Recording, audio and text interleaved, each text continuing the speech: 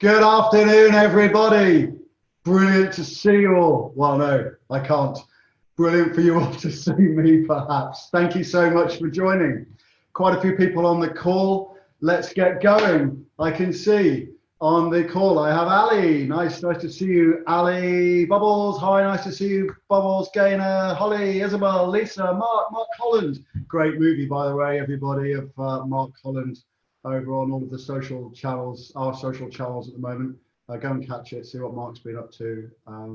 It's a really good one to see. So well done, Mark. Good to see you there. Ali, I can see that you are on the chat already. So as I'm calling out your names, folks, can you just make a comment in the chat so that I know that you can all hear me? That'd be great. Thank you. Matt, good to see you again. You managed to get on. That's really good. Well done, Matt. Osrin, lovely to see you again. Hope everything's good with you. Sam, welcome. Satish, Tim, hope you managed to get all the team on. Folks, look, brilliant to see you. Got a ton of stuff to get to today, so I'm going to try and give you a whole load of content. Most of you have been to, I recognize most of your names, so I know that quite a lot of you have been to one of these sessions before, either in person, probably at a NatWest event somewhere, or you may have come to one of my previous webinars. Been doing quite a few of these over the past few weeks with things being as they are. So look, folks, so yeah, I'm Mark Dilks, I'm your host today, and we're going to spend a bit of time going through LinkedIn. I'll tell you a bit more about me in a minute. First of all, though, you are all muted. So if you have questions, the reason I did the roll call was to get you all to use chat to make sure you can all find that and you know how to ask questions. So I'll be trying to keep an eye on the chat as we're going along, and if you ask questions or make comments as we go along, that'll be really good, and I'll try and remember to keep an eye on that. So and let's try and make this interactive, right? I've scheduled a couple of hours. For those of you that were on the call last week with Facebook, we did it in exactly 2 hours. I'm going to try and do it a bit shorter this time. I've massively cut down the slide deck. But I've got to say, this LinkedIn deck has got an awful lot more nuts and bolts content in it. So we're going to go through this at pace, but there is some backup stuff if you miss anything as we go through, and I'll talk more about that in a minute, okay? So good for that. So yeah, we're scheduled for 2 hours. I'm going to try and go through faster. There will be a recording afterwards over on our YouTube channel. So last week's Facebook session is there. Also, the session before, the 90-day planning webinar, that's over on the YouTube channel as well. And the session before that, the 20 steps to survive and thrive, that's over there as well. So if you want to go and find any of those, go to YouTube and search for Action Coach, Milton Keynes, Bedford, and Northampton, and you'll find our YouTube channel. Guys, do me a big favor, just subscribe, like, share, please. Just tell people that it's there. Let's just get the word out. I'm just trying to reach out at the moment to as many people as I can, just to help and support and be as abundant as I can. You know, it's tough running a business. It's a lonely place. And it's even tougher right now with everything that we're all facing. So look, let's just share this good stuff and make sure as many people as possible are seeing it and receiving it. All right, so here we go, guys. LinkedIn, turn your high quality leads into profits. I like doing this one. There's some really good stuff in here. So let's dive in. All right. First technical glitch, getting off the first slide. Okay, so that's me. For those of you that don't know me, I run a business called the Stratagem Group. Essentially what we do is we help business owners to grow in normal times. Right now, actually, it's about helping business owners, firstly, to survive these few weeks or months or however long it's going to be, and then thrive to kind of make sure that we're sort of in the game when stuff starts to recover and get back to normal. The way that I do that is, sorry guys, just a second. The way that I do that is across a number of different businesses. I've got 3 or 4 different businesses. One of them is the Action Coach business, and that's all about working with business owners. The content today is brought to you by Love for Marketing. Love for Marketing have a national partnership with NatWest, amongst other things, and we do about 300 of these events a year up and down the country. delivering stuff around LinkedIn, Facebook, social media, and so on, plus a whole load of other stuff as well. One of the other businesses we have is called Profit Plus, and that's about financial planning. So, and helping you to kind of run your business from a financial standpoint as effectively as you can do. But today it's about love for marketing and it's about LinkedIn. So let's dive into that, folks. Right, so the next thing to say for you is, by being here today, you get 3 gifts. You get a website audit. Now, as I said, we run about 300 of these events a year. I'll tell you, only about 2% of the websites that we audit pass the Love for Marketing test. Normally because they're not secure, or they're not optimized for SEO, or a bunch of other different things. They're just not ranking well and can't be found. So one of the benefits of being here is that you will get a free website audit and health check. I'll tell you how to access these gifts in a minute. Okay. The next thing that you will get, and it's part of how we're reaching out and making ourselves available to the local community, is that you will get a marketing strategy review meeting. So I'm going to show you how you can book that Zoom session with me, and how you can get or one of the members of the team here, and how you can get some kind of really valuable input into how you can drive your marketing strategy forward. Look, guys, now is the time to be stepping up on your marketing. Okay, lots and lots of people have stepped back right now. But now is the time to be bold, it's to be confident, and to step forward and to kind of fill into that void. I can tell you that marketing is cheap right now.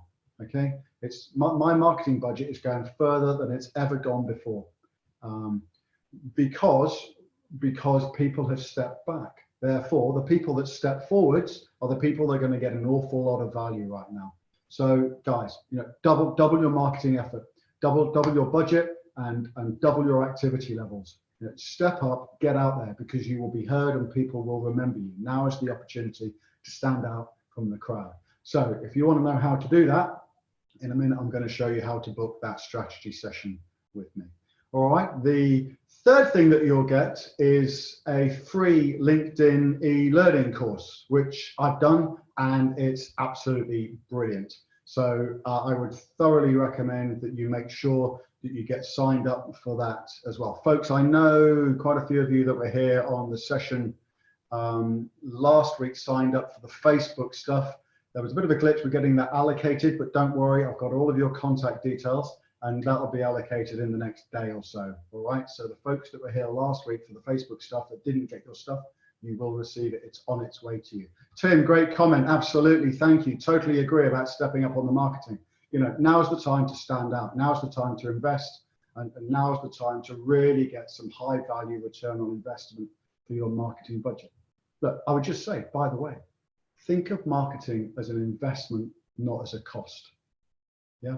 By stepping up your marketing now, you're investing in your business for the future. Yeah. Your marketing, your awareness, your consideration, that's all an asset of your business. You need to be investing in building those long-term strategic assets, building your brand, building the awareness of your brand. People will remember you later. Okay. And now's the time to get an awful lot of value from your marketing activity. All right. And that comes from a guy, by the way, who's had 30 years in marketing, and I've run some of the biggest marketing budgets on the planet. I ran ExxonMobil's downstream marketing budget across Europe, Middle East, and Africa, more than $100 million a year. Yeah, so now is the time to stand out and to make that stuff happen. All right, okay, so that's the stuff that you can get for free. Here's how you get that stuff. So on the title slide, as you joined, there was a web link. I will send all of this to you in an email in the next 24 hours, okay? So normally when we run these sessions in person, we hand out a workbook to everybody. I'm going to signpost to you today. Obviously, you don't have those workbooks in front of you now. I'm going to signpost to you where the homework is, and you can do that in the workbook when you receive it on the email shortly.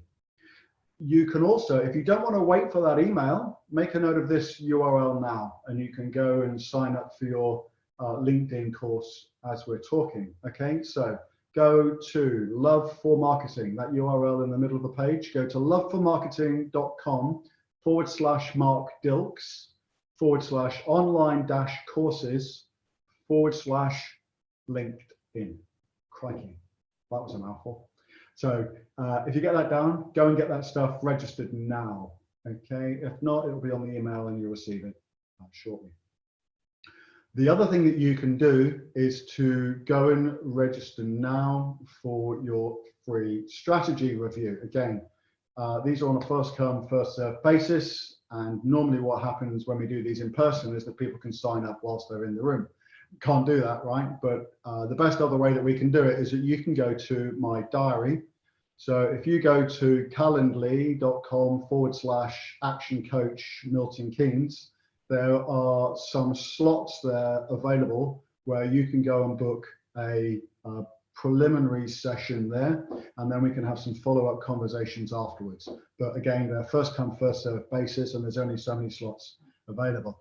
So go and get those sessions booked into your diary now, and we'll have a preliminary discussion, understand a bit about your business, and then we can kind of get into how we can take you forwards. All right, so that's two things that you can be getting on with right now whilst I'm talking you through this other stuff.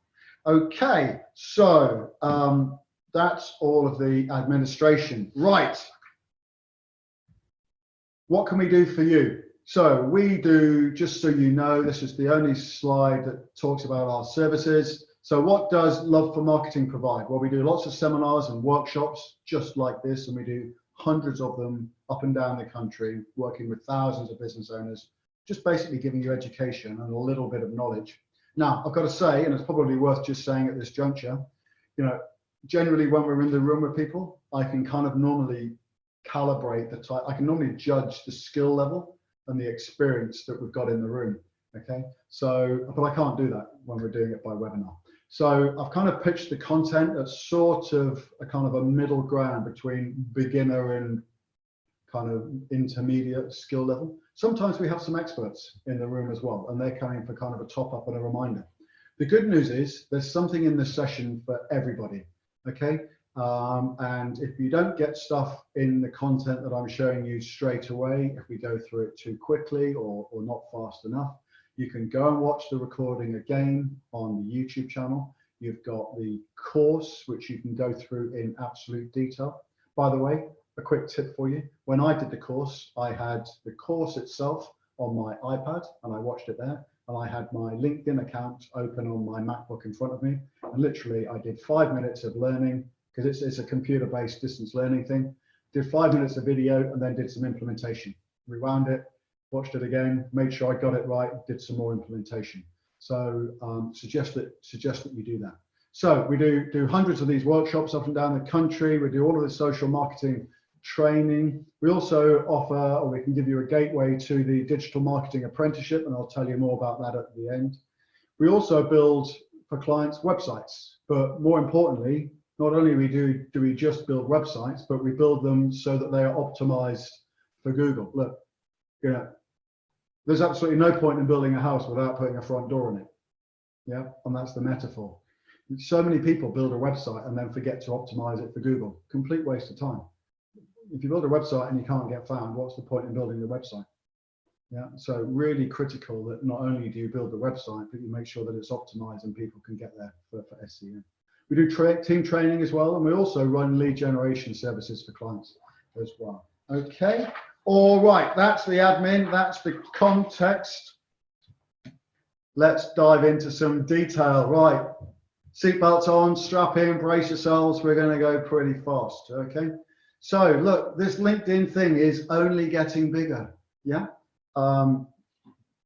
it's growing exponentially and has done for quite some time. So look, LinkedIn has got over 600 million members now, yeah, and it's still growing, and it has done for the last sort of 15, 20 years. There's 61 million senior level influencers on LinkedIn, 10% are senior level people. There's 40 million decision makers. What's really interesting is that LinkedIn is considered as the most effective place for B2B lead generation, you know. So this is the place, if you're running a B2B business, then this is the place to be, and you need to be on it and you need to be at it for lead generation if you're running a B2B business. Okay. So there are more, as a percentage, there are more business decision makers on LinkedIn than on any other platform. All right.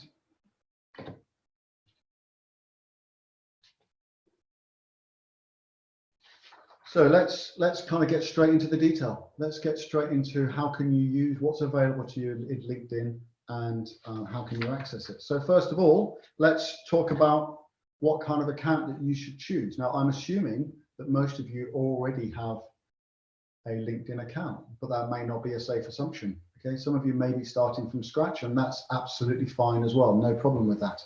So if you're starting from scratch, or if you've got an existing account and you're thinking of changing, look, here's the options for you. Most people start with a free LinkedIn account and no problems with that, but you can then go for a premium account, which gives you a whole bunch of additional functionality. You can go for a recruiter account. Yeah, you may want to go for a sales account.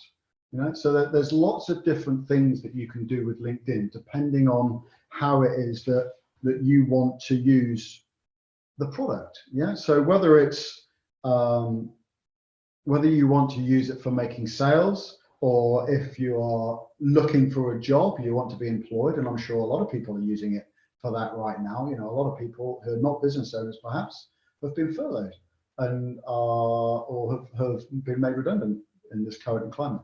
So a lot of people may be looking right now for how to use LinkedIn to find a job.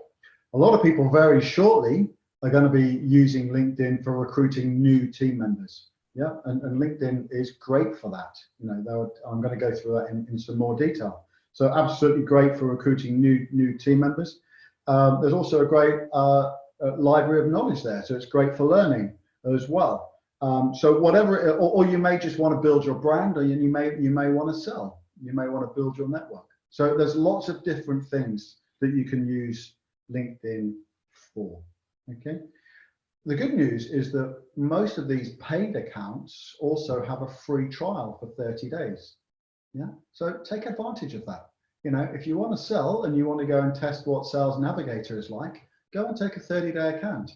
Yeah. Go and do a free trial. I'd massively encourage you to do that.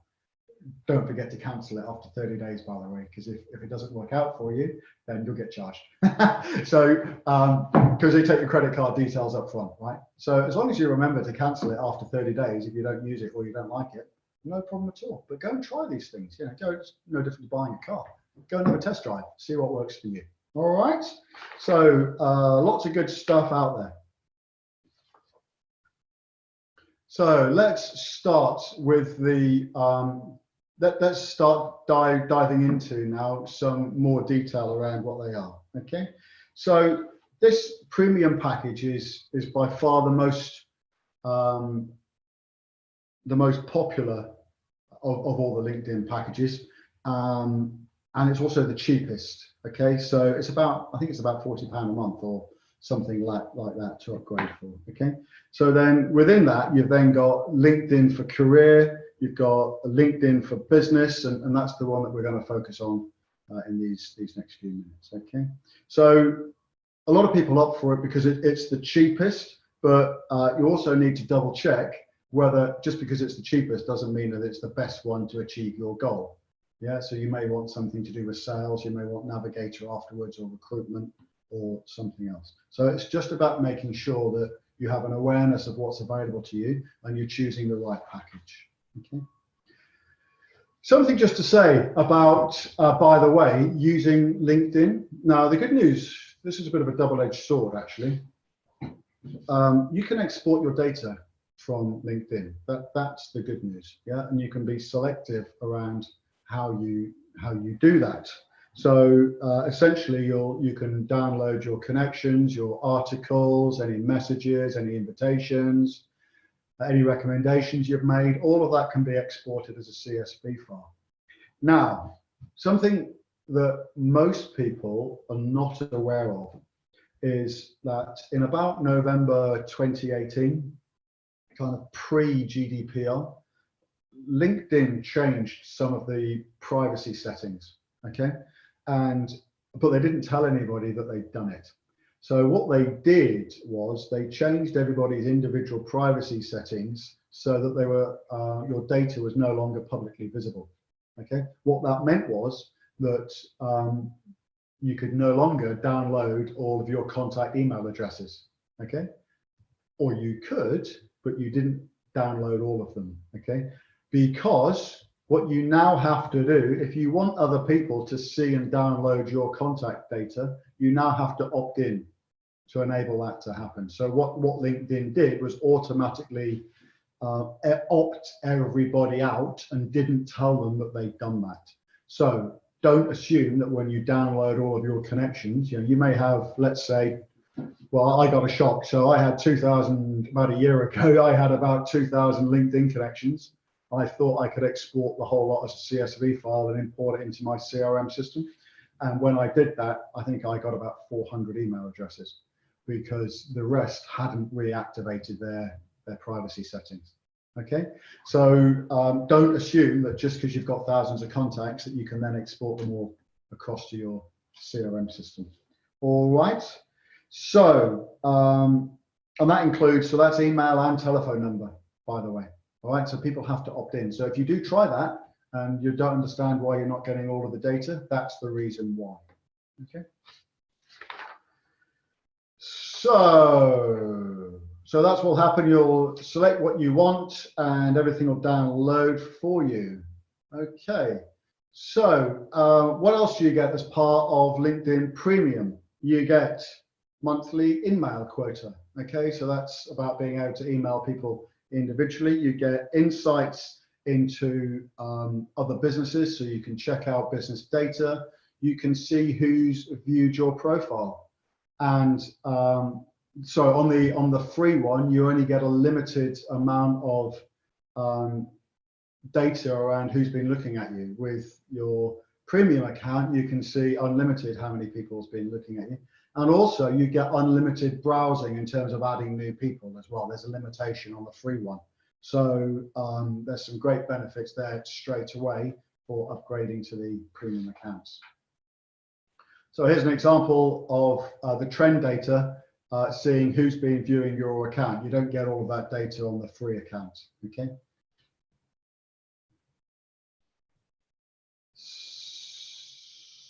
So let's have a look. Have we just gone ahead of ourselves? So there we go. There's the feature around who's been looking at you. Okay, so you can see in this case, somebody with a job title, recruiter, somebody called Simon Boyle, and so it goes on. You can see, you get the thumbnail, you get the profile, and you can see when they, not only do you get the trend data in the graph at the top, but you also get the individual data as well, and you can message your first degree contacts straight from this panel, and you can connect with other people. So always great to make sure, as a tip for you, always make sure, on a daily basis almost, that you're checking who's been looking at your profile. Yeah, because it could be that they're interested in buying something from you. If they are looking at you and you're not connected with them, go and connect with them. That's the whole point of LinkedIn. It's about building relationships and building networks. So make sure that you're using this tool and that you're connecting with people, okay? All right, looking now at, so that's kind of LinkedIn Premium. Now let's go into some of the options. Thinking about Recruiter, for instance. So there's two levels of Recruiter. There's LinkedIn Recruiter itself, and then there's LinkedIn Recruiter Lite. So these tools are really useful. For instance, if you're hiring, you don't have to be in recruitment to use these tools. They're great if you've got an in-house HR department, or if you're hiring people and doing it directly. You can do your own recruitment using these tools. Okay, so Recruiter Lite in particular is a really good option for small businesses that are looking to hire people, and inevitably in the next 4 to 8 weeks there's going to be a lot of demand around these products as people start getting back to work. Okay, I think Recruiter Lite is about £90 a month. Okay, so but it depends if recruitment is a big focus for you in your business, as I'm sure it will be for a lot of people, as I said, in the next few weeks. The next tool to look at, and this is a tool that I absolutely love and use a lot, is Sales Navigator. Okay, again, it's available on a 30-day trial. So let's have a quick look. Why is Sales Navigator so good? So I would encourage you, if you're here for selling and building your network, then go and get the free trial for at least 30 days and spend the next 30 days sweating the heck out of it. Yeah, just go and make it work really, really hard for you, and see if you can get some value out of it. And if you do, then sign up for it and keep it afterwards. Okay. So what's so great about Sales Navigator? Let's have a look. These slides are doing some funny things for me today. I'm getting some things, you can probably tell I'm getting a bit thrown because there's some things coming up that I wasn't expecting. So, right, so what's great about Sales Navigator and what sets LinkedIn apart from all the other social tools is that you can get really, really laser-like with targeting the network that you want to build. Okay. And that's the genius of Sales Navigator in a way that you can't do with any other tools on social media. So, for example, you can target people around their demographics. Okay, so you can see on the slide here, you can target people around keywords, whatever they may be. It could be the business sector they're in or whatever. You can target people by geography, you know, it's country, town, suburb, whatever. So you can get really focused on geography. You can you can select people around what your LinkedIn relationship is, whether they're a first degree contact or a second degree contact, right? So what's the difference between a first degree? First degree is somebody you're connected with. A second degree is somebody who's connected to somebody that you are connected with. So their network. Yeah, so let's say I'm connected to you. So you count as me as a first degree connection. That's one. Okay, you may have 500 people in first degree contacts. Well, for me, that gives me 500 second degree contacts. If we're connected already, there's probably a good chance that there's a bunch of people in your network that I also want to be connected to as well, and vice versa. Okay, so you can figure out fairly quickly what your relationship is, and you can start to target whether you want to target your first degree, second degree, third degree, and so on. You can target specific companies by name. You can target people by industry, company size, function, so job role, title, etc. So back to this company. You know, thinking about B2B, we're thinking about lead generation and so on. You know, it's so easy. It's so easy to kind of get carried away and kind of building really big networks and massive pipelines. But, you know, what if, think about this, right? This isn't in the workbook, but what about this as a task? What if you wrote down and you figured out the top 100 businesses that you absolutely wanted to do business with? Now, most B2B businesses don't deal with more than 100 companies, or many of them don't. Yeah? So what if you got absolutely crystal clear about who the top 100 businesses were that you wanted to do business with? And then you got really, really crystal clear about figuring out and identifying who those specific people were. You know, who are the key decision makers in those top 100 businesses that you absolutely have to build a relationship with? You can do that here. Yeah. I don't know if he may not be on the call, but certainly, let's have a look, see if he's here. He's not on the call today, but certainly another guy, I won't mention him by name, but somebody who I know who's now one of my clients who came to this session actually about a year ago. I did the follow-up call with him. And I said to him, I asked him exactly that question. You know, what if you could target who your 100 most focused, your 100 most important decision makers were? It really resonated with him. Then I said, well, what if you could target, you know, who was your dream client? Have any of you figured out who your dream client is? Yeah, if you could work with one business, who is the person that you need to talk to? Have you actually sat down and figured that out? You can do it here on LinkedIn. Yeah, and then you can actively go and build a relationship with those people. Too many people don't. they kind of think that it's just kind of, you know, if they throw enough stuff in a scattergun way at the wall, they just think that the person that they really want to reach is ultimately going to see it. You know, it's a bit like kind of fishing. It's a bit like casting a hook in a pond, I guess, right? So, you know, why would you keep casting hooks into a pond when you can kind of fish in a much smaller pond and be very, very focused about the fish that you're trying to catch? LinkedIn enables you to do that, okay? And then there's a bunch of other filters. You know, you can search for people around things like their postcode. So what if you said, you know, there's a real hot spot of businesses in a specific area that are all kind of tightly located? Well, you can say, give me all of the businesses in that location, for example. Yeah. So you can get very, very laser-like around using Sales Navigator, and it's a very powerful tool for that. Let's just check the chat to make sure I haven't missed anything. No, good. All right. I hope you can all still hear me okay. Can you all still hear me? Give me something on chat to let me know you're still with me. I hope that you are. I hope I haven't lost you all. All right. So Sales Navigator, absolutely brilliant. So just think of Sales Navigator as being a bit like a CRM tool. It's exactly what it's like. It's a great place to build up a network. Good, great. I can see lots of people saying, yes, you can hear me. Great. Thank you, Oswin. Thank you, Isabel. Good to know that you're still there. Okay, let's keep the pace going. We've got a lot to get through. So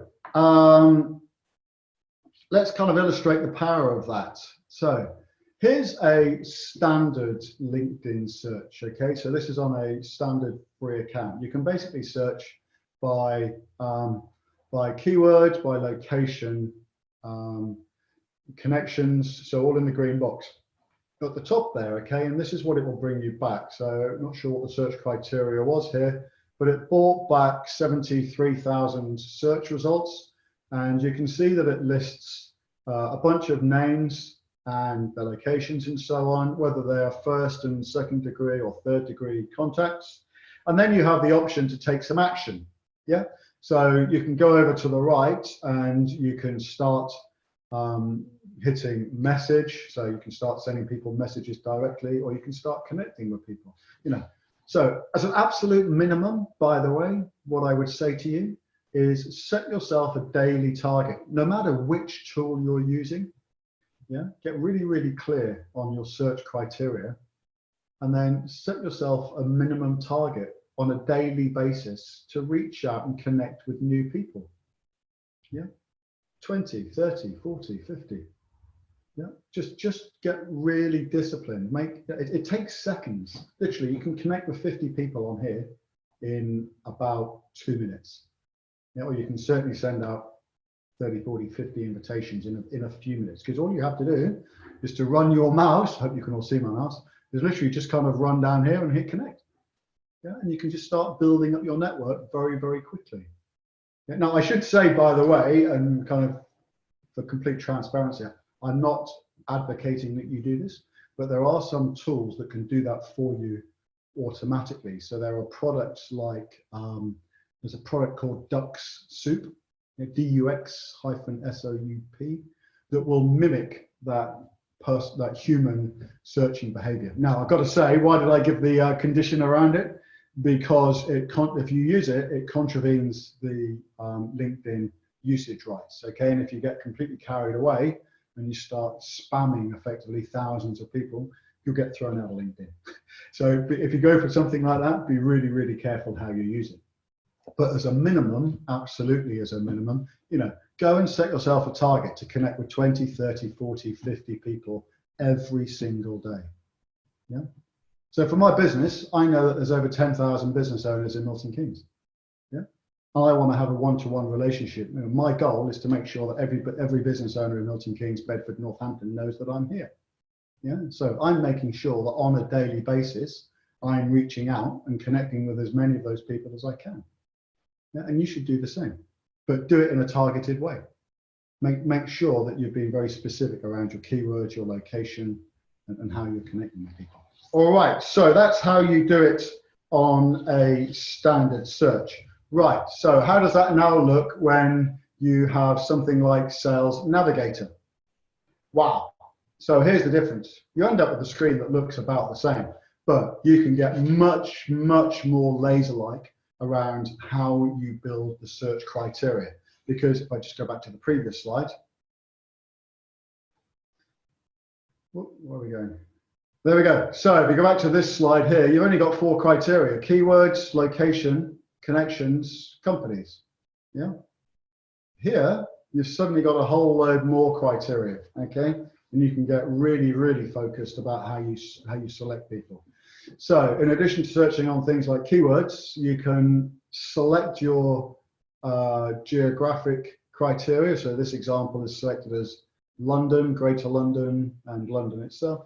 You can select first, second, third degree. You can select specific companies. So let's say you want to penetrate a large corporate, for example, and there could be multiple people that you need to speak to in one organization. Here's how you can pinpoint them.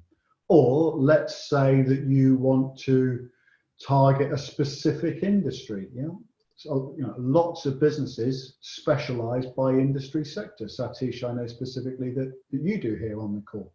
So absolutely no problem at all to say here, give me whatever the industry might be. Give me the specific industry, and you can select that criteria. You can select businesses of a certain size. So you can say, you might say for whatever reason, like in this example, give me all of the businesses that have got between 200 and 500 employees. Yeah, you might say, don't bother giving me businesses less than 10. Or you might say, only give me businesses less than 10. Yeah, you can select people by their seniority level. So you might say, give me business owners, give me managing directors, give me buyers, yeah, whatever you want to choose. Give me their job role, give me their function. You can even choose them by title. However you do it, it will then give you over here the total number of results of people that match the criteria that you've selected. In this case, 234. That's suddenly getting a whole load more manageable than the, how many was it we had before? 73,000. Yeah, so suddenly you can get much more focused on those 234 people, right? And you can start going after them. You can start building relationships with these people. All right. So that's the difference between a standard account and Sales Navigator. So let's start to think though. Look, you will all have a network of some sort, whether it's got 50 connections or 500 or 5,000 connections. You've all probably, most of you will probably have a LinkedIn network of some size or another. Okay, so before you start going out and making lots and lots of new connections, it's really useful to know the ones that you've got already. Understand who's in your present network, because that kind of gives you the foundation to kind of build upon to grow your network going forwards, right? And that's because, as I was explaining a few minutes ago, if you are very selective in the way that you choose your first degree connections, then they will then open doors for you to the second degree connections. So in this example, the person whose account this was had about 7,000 first degree connections. But through those 7,000 first degree connections, it then kind of gave them access to potentially 700,000 second degree connections. Wow, that's a lot of people. Yeah. But again, if you, so this is looking at that through the free account, right? So the first thing is, so that this search here has been set up to say, give me all of my second degree connections. Yeah, that's a lot of people. Yeah, that's a lot of people. So your first degree connections can have up to 700,000 people referring to you. That's a lot of reach. That's probably more reach than any business could ever need. Yeah, so we've got to get a bit more laser-like again. Let's get really focused around that. So other ways that we can kind of start to filter that down then is by using the search bar, right? As I said before. So this is how you search for people. So you can search for people, you can search for sectors, job types, and then when you've got that criteria right, you just hit the connect button. Yeah, so when you hover over this button over here that currently says save, or the three little dots on the right, You get 4 options. You can connect to people, you can view their profile, you can view similar people to these people, because there's an algorithm running in the background, right? Now, LinkedIn knows when there are similar people with similar profiles. How does it know? Because it's when we input the data into the fields, it's all very formulaic. Yeah. So the algorithm that's in the background is that the algorithm is clustering us all. Yeah, it can profile. LinkedIn is profiling us all and is sorting us into common groups. Yeah, whether we know it or not, that's what's going on in the background. So it can give us similar people. We can also message. So you can send a direct connection, just a straight no message connection. Please connect with me. Or you can send an invitation with a message, and I'll come on to that in a second. Right? Again, though, this allows you to get ultra targeted in building out your network. All right. So let's say that you connect with somebody, and it will give you the opportunity to send an invitation. Okay, you can send it without an invitation or with. Here's an example. I'm sure you've all received hundreds of these. So in this case, this is from Chris. Chris Cook's the CEO of Locker Marketing. So, and this is exactly the process, by the way, that we use when we are running events up and down the country, those 300 events. Because we've done so many, we get 25% of the people that come to those events come from LinkedIn. And this is the process. This is how we do it. So, and I normally show that process. I've taken that whole section out of this webinar today just to kind of keep it short. But in simple terms, what we do is we create a profile. It's a profile within a certain drive time of wherever the event's taking place. So let's say I'm running one in Milton Keynes. We'll create a profile in Navigator for business owners, let's say in 30K of Milton Keynes, for businesses of certain sizes. And then it will tell us how many people we can connect with, and we'll just start adding them. And as we're adding them, we'll send a message that the first message will look a bit like this. It'll just say, hi, I've been looking to grow my networking contacts in the area. And I wondered if you'd be open to connecting with me on LinkedIn and developing some opportunities, alliances, and referrals. Simple as that. That's all your message needs to say.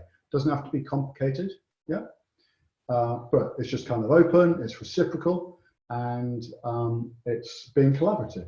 Yeah, so that's a great way to kind of build your network. So I'm sure a lot of you will have networking, physical networking, or pre-lockdown. You were probably all doing lots of physical networking. Just think of LinkedIn as doing exactly the same thing. It's exactly the same as, but the difference is, instead of going into a room with 50 or 100 different business owners, and you don't know who they all are apart from the badge that they're wearing on their chest, right? This allows you to know who everybody in the room is before you go up to them and introduce yourself and hand them your business card. Yeah, so it allows you to do that networking in a very focused and targeted way. Tim, take note, that could be one for you and your team. Tim does a lot of networking events, so I'm sure you're doing that already. So, but that's exactly how this works, right? So get really focused. Who do you want in the room for your networking event? That's the profile. Then this here is just the pitch that you'd say to them when you go up and hand them your business card and do the introduction. Yeah. The difference being that you know who they are before you walk up to them. Okay. So here's how you get connected, which then brings us to our first piece of homework. Okay. So I hope that's all okay. I hope that's clear so far. So when you get the workbook tomorrow, the first task, your first piece of homework, sound like a teacher, is to get really, really clear about who your ideal target market is. And there'll be a worksheet in the workbook so that you can get crystal clear about who it is that you're trying to connect with. Okay, so that's the first task. Did somebody just raise a hand? No? Okay, thought somebody raised a hand. So that's the first task. I'm not going to go through the detail of it now, but when you get the workbook, you'll be able to do that exercise. Get absolutely crystal clear about who it is that you're trying to build in your network. Okay, and there's a worksheet to talk you through how to do that. Go and do that piece of work, and then we can review that when we do your strategy review on the call whenever that is in the next few days or so. Okay, so good luck with that. Right, moving on. Let's go and have a look at profile. So that's how you build your network, that whole section. This next piece is about how we market ourselves, okay? And we do that through our profile, okay? The way that we present ourselves. Can you all see me okay? At my end, my screen has gone very, very dark. My webcam has gone very dark. I hope, could somebody just let me know on the chat that I don't know why it's gone dark. I hope we're not about to be Zoom bombed. Great, you can still see me. Thanks, James. Yeah, no, just gone very dark at my end. All right, so let's look at profiles for a second. Right, so look, here's some interesting data for you. I'm going to talk about groups and company pages in a minute. But look, guess what? Some data, not sure who did this research, but let's have a look. Now, I've forgotten the name of the people that did this research, but basically what they found was that 35% of referrals to websites came from LinkedIn profiles. Okay, so 35% of people, so LinkedIn the percentage of people that were being referred from LinkedIn, 35% of them to your website came from your personal profile, about a third. So it's pretty important. If you want to drive people from your LinkedIn profile to your website, it's really important that you get your profile right, okay? And then much lower level of influence for groups and company pages. So we need to make sure you get your profile right. So people with complete, what do I mean by complete? People with a complete profile receive 40 times more profile views. Wow, that's a big number. So there is a bar somewhere, and LinkedIn will keep telling you how complete your profile is. Okay, so really important to make sure that you spend time getting your profile really, really good. And it's a bit like your CV in some respects. But it's more than that. It's your shop window. It's your personal brand shop window. And we're going to spend a few minutes on looking on this, right? So it's really important, first of all, so make sure that your profile is 100% complete. You need to have things on it like a specified industry. Okay, so what sector are you in? Where are you located? Yeah, have your current position up to date. Yeah, so many people change jobs and don't update their profile, their role. Yeah, this is what feeds back to the search stuff that we were looking at a minute ago. Yeah, this is how you appear. So this is what I was saying. No, we provide this information to LinkedIn. It's our data that we give them, and then they basically crunch it and feed it back to us. They run their algorithm against it. So if you want to use LinkedIn really, really well, you've got to make sure that your profile's up to date. Okay.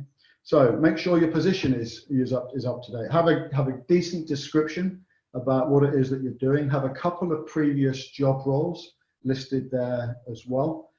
Make sure your education section is up to date as well. Yeah. So many relationships were forged, all those years ago when we were at school, and there's word of mouth and recommendation and all that kind of stuff.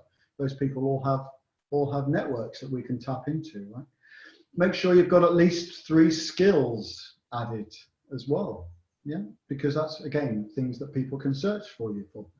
Make sure that you've got a profile photo. Make sure it's a professional profile photo, yeah, not one of your holiday snaps. And make sure that you've got a proper head and shoulders photograph that looks business-like. Yeah, not whatever you're sitting on a beach drinking cocktails or whatever it is that you've got. Make sure that it's in a business context, right? And then make sure that to also have a 100% completed profile, you've got to have at least 50 connections. All right, so that's the starting point. So let's dive into this. Some things that so as you complete your profile, as I said, LinkedIn will tell you how complete your profile is. Yeah, and it also provides recommendations in terms of what your summary could look like as well. So make sure that you get this thing absolutely complete. Yeah, you want to be a gold star performer when it comes to completing a profile, because the reason why it's really important that you get all of this right is, you know, all of this data appears in the search engines. Yeah, very often, if you go and search your own name or somebody else by name in Google, what comes up first? Very often, before their website, some of the first things that usually come up will be their LinkedIn profile or their Facebook profile. Yeah. So if you're using LinkedIn for business, this is a great way to get found. Yeah, because do you think Google is trusting LinkedIn's algorithms? Damn right it is. Yeah. So make sure, in the same way that you would optimize a website for SEO, you need to optimize your LinkedIn profile for SEO as well. This is how people hear of you. This is how people find you. Yeah. So make sure that you've got your LinkedIn profile optimized for SEO. One of the key things that you'll need to be able to do that is to know your keywords. Okay. So make sure that you are really clear about the keywords that people are likely to be searching for. And it's going to be some of the things that I just said. It's going to be around your skills. It's going to be around things like your job title. It's going to be around your location. Yeah, it's going to be around the industry sector that you're in. Yeah, and the role and the stuff, the activity that you perform. So guess what your homework is? Task 2. Your second task is to go and think about your keywords.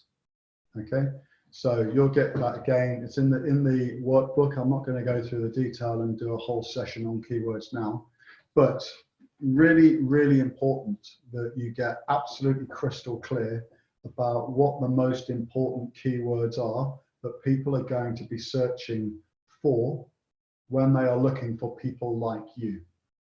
Yeah, when people are looking to buy services from somebody that provides the service that you do. I'm going to go into that in a bit more detail in a minute. But really, really important that you take time, in the same way as you would optimize a website for keywords, you need to optimize your LinkedIn profile for keywords as well. Really, really important that you do that, because that's how you get found. Yeah, people are going to search for that stuff in Google, and you need to make sure that you're appearing on page 1. You know, something like 85 or 90% of all Google search is local. Yeah, it's not for international stuff, unless it's for news. Yeah. Most people are searching for other people that are local to them. So you need to make sure that if you follow the process, it's all there for you. If you follow the LinkedIn profile setup in the way that LinkedIn tells you to, you've got a much, much better chance of being found and standing out from the crowd. Okay, so let's make sure, first of all, or the next thing, let's make sure that you understand and you're using your keywords in your profile setup. All right, so keeping the pace up, crikey, we're about an hour in. Wow. Good, okay, we're on track. So, any questions? Not getting much chat. Is this all okay for everybody? I hope this is useful. If anybody needs anything, want any questions, you want to stop me. I realize I'm going quite fast, as I said I would do, but there is a lot of, hopefully some, if it's useful, let me know. Good, Tim says yes, all good. If you've got any questions, guys, just stop me, ask me as we go along, okay? So that was that. Right, so let's look at how we build a profile, okay, and then optimize it. So whether it's a personal profile or a business page, yeah, and you may use one or the other or both. This example is a business page as opposed to a personal profile. But having a really good banner image is absolutely fundamental. Yeah, that's your personal brand. So you need to make sure that your banner image is professional, it's of a high resolution, it's relevant, and it's actually communicating something about what you do. Now, funnily enough, let's have a look and see. Ali, great, thank you. This is all great, good. So just see if anybody's on here. Oh, shame. because I was going to give them a shout out. Look, there's a whole bunch of people springing up because people have realized the importance of doing this stuff. So several of my clients are in the personal branding space. Yeah, they are very, very good at helping you brand your social profile. It's not something expensive to do. So if you're not happy with what you've got, then go and talk to somebody that does personal branding. Rachel Humphreys is one example. Sam from Welly Photography is another. Yeah, I'm not sure if we've got any others. If anybody else on here is a photographer and you want to shout yourself out, you've currently got a captive market. So go and get a personal branding person, yeah, or a business branding person. But make sure you've got a great banner image, okay? Because that's what's communicating. That's communicating the image about your brand. So have a really good banner image. The next thing you need to do is to think about how you use. Going to use the term real estate, don't quite like that, but thinking about this space, the space where the jet engine image is there, or this sort of blue, black, LinkedIn type banner here. Here's a different type of use of the banner. And in this case, they are including, so it's very, very visible, the contact details. So in addition to kind of what's appearing, let's get the mouse on the screen. I hope you can all see the mouse.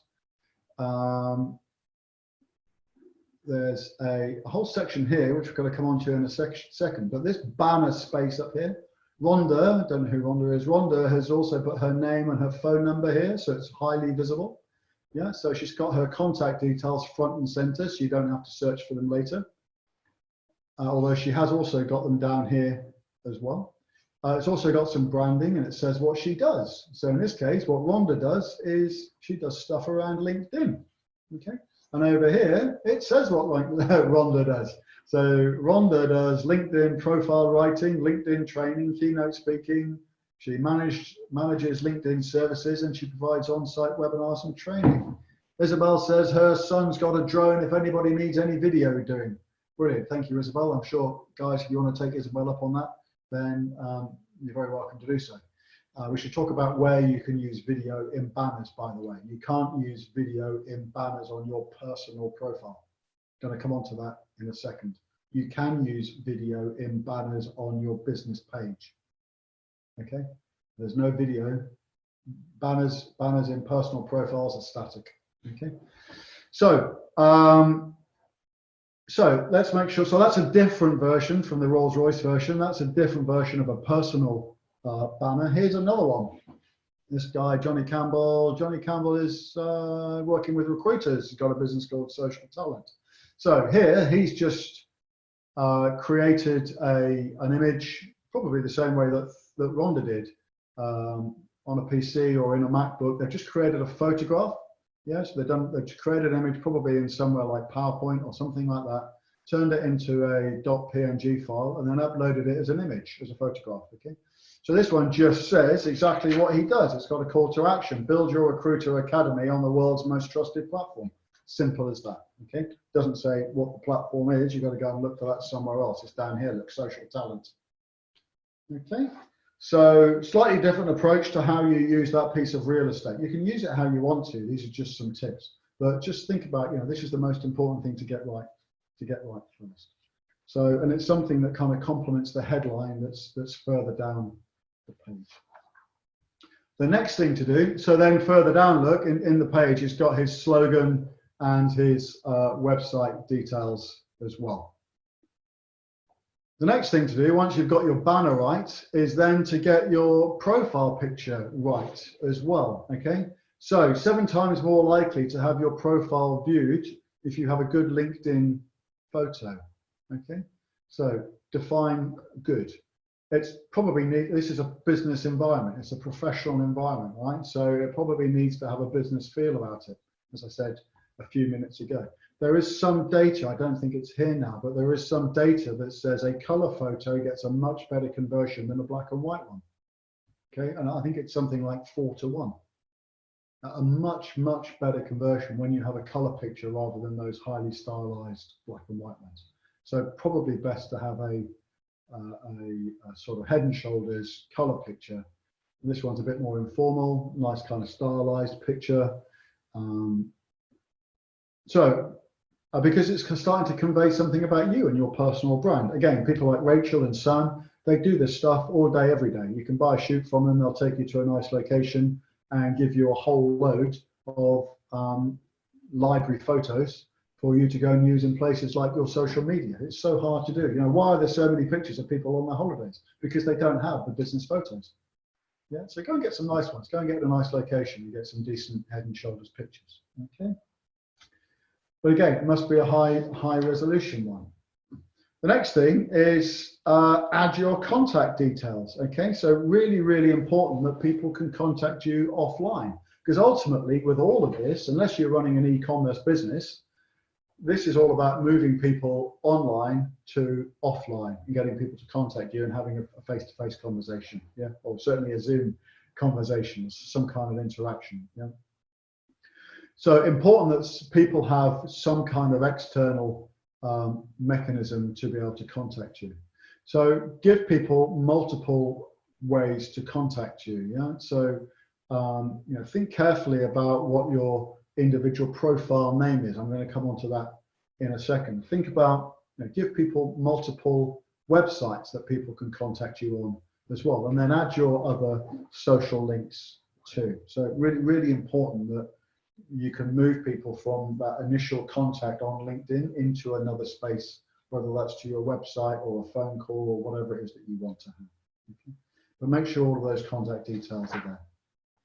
Right, so do you remember we did those keywords a few minutes ago? Here's where they get used. So really important now that you have a strong and powerful headline. So we're going to run through a couple of examples here. Okay, so this one is Donna. What Donna's done is she's used capital letters to make some of the words stand out and to kind of provide some emphasis. All right, so she's, in this case, she's emphasized the word powerful. So she says she's a writer of powerful LinkedIn profile. She's also an author, a speaker, an evangelist, and she's helping you to stand out. So interesting use of capitals.